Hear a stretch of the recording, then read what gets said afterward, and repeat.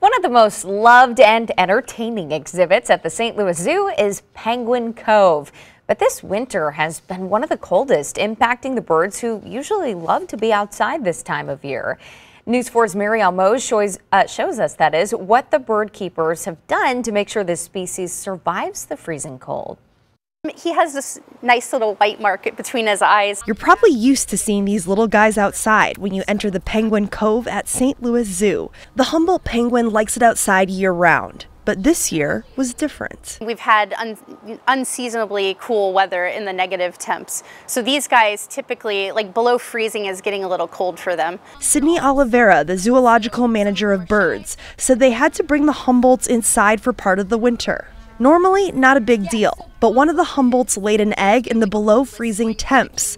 When the keepers brought the egg inside, they were worried. We can hold the egg up to a light to see what's going on the inside, and we didn't see the chick moving initially. They placed that egg in an incubator, and a few days later, a miracle was born. Every birth is really important for the species because they are a threatened species. So, and we wanted to give it the best possible chance of surviving. Born just 3 weeks ago, its gender is still unknown and a name is still being decided on. But the bird keepers are stepping in as parents, feeding this little chick. We're blending the food items to imitate what the parents are feeding. Thick, fishy krill shrimp cocktail. And nurturing the chick. Perfecto. To eventually join the 22 other Humboldt penguins at the St. Louis Zoo exhibits. They pay me to feed penguins, and I would do that for free. Don't tell them that, but... Now that Humboldt chick is certainly not the only baby penguin at the St. Louis Zoo that they're caring for right now. They have another baby who is currently at boarding school.